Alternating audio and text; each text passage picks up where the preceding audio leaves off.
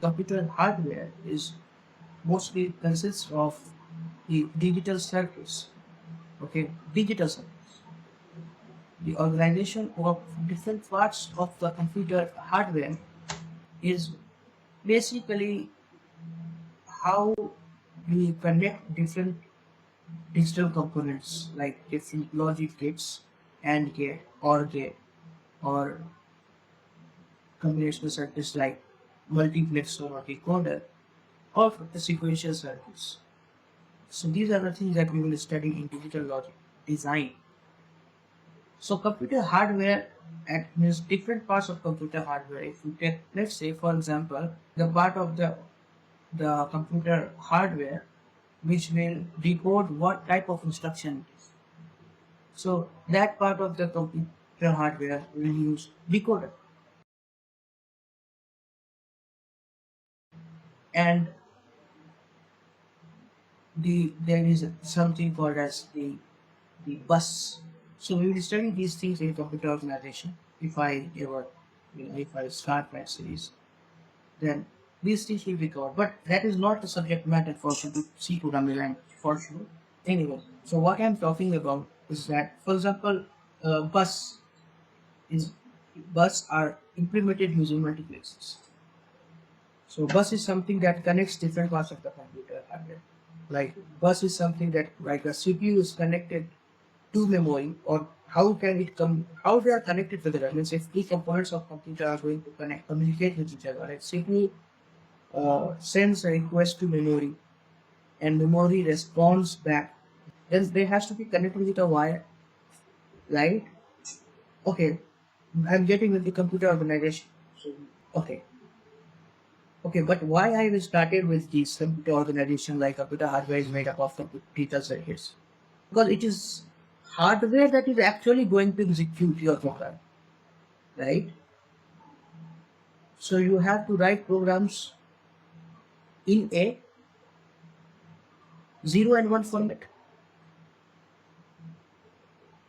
If at the hardware level, if at the hardware is nothing but digital circuit, then the inputs that will be given to the hardware will be in 1 and 0 terms.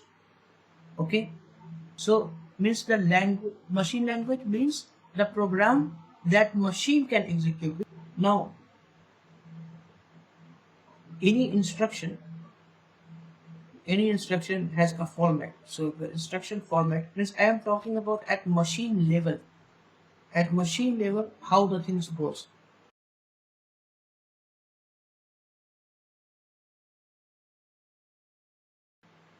There are two parts. One is opcode and operand. Let's say this is opcode operand 1, operand 2.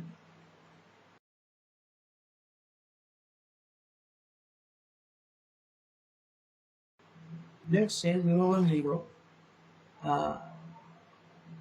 If a code is an opcode for AND, and then this operand 1 is 0, 0, 0, and operand 2 is 0, 0, 1.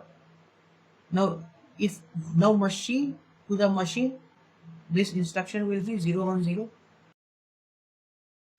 0, 0, 0, 0, 0, 1.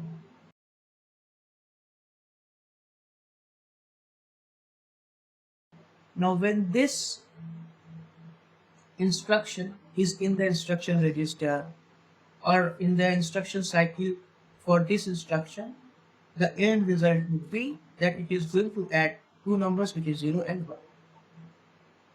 Okay, so this is how at machine level how the programs are.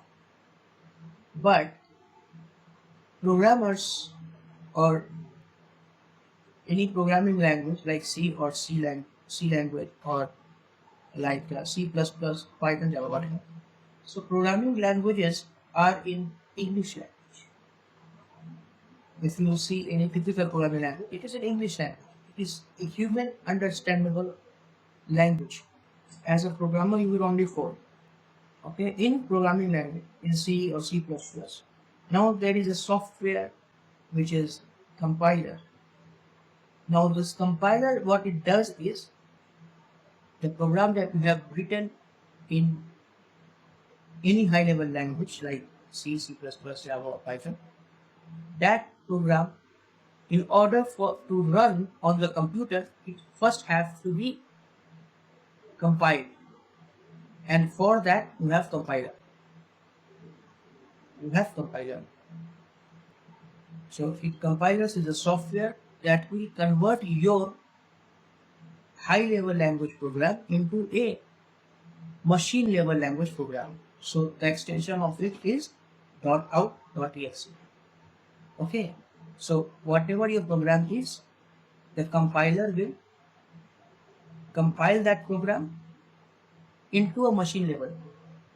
Okay, like for example, if your code is, so I have not yet started with the C programming language, but you understand what is going on in this little one snippet, you can say, of a code, because it is human understanding. So that's what programming language is. So to be a programmer, you don't have to have the knowledge of computer science. Okay, you can be completely unaware of the internals of compilers and internals of everything. You just have to know the syntax of programming language and different operations that you can do in a programming language, and then everything else you have to build up the logic to get your outcome. Okay, but how is this possible?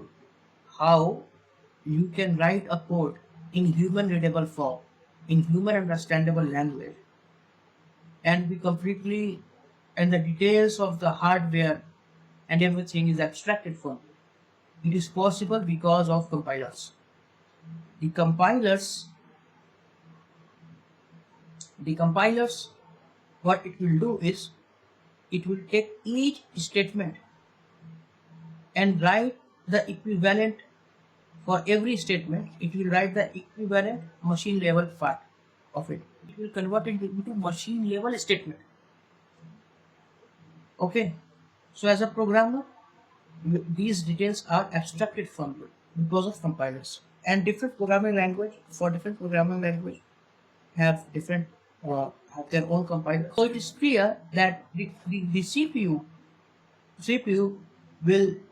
is only able to execute this compiled program. So you can say that the programming language is in your understandable language. And if you think computer as a 80%, then computer understands the language which is in 0 and 1, and that is called as machine language. And so programming language programs, and so the computer programs, then what is the language of computer programs? It is high level language. What is high level language? That you understand. What is the language of computers? It is a machine level language. What is machine level language? It is 0 and 1 times. And what is compiler? Compiler is compiler is like translator. Okay, compiler is like translator. So you don't have to learn the language of the computer.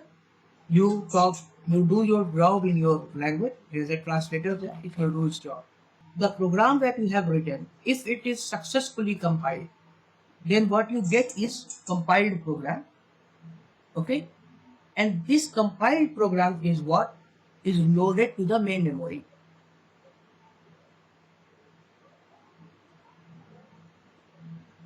Okay, this compiled program is what is loaded in the RAM for CPU to execute. Okay, thank you very much.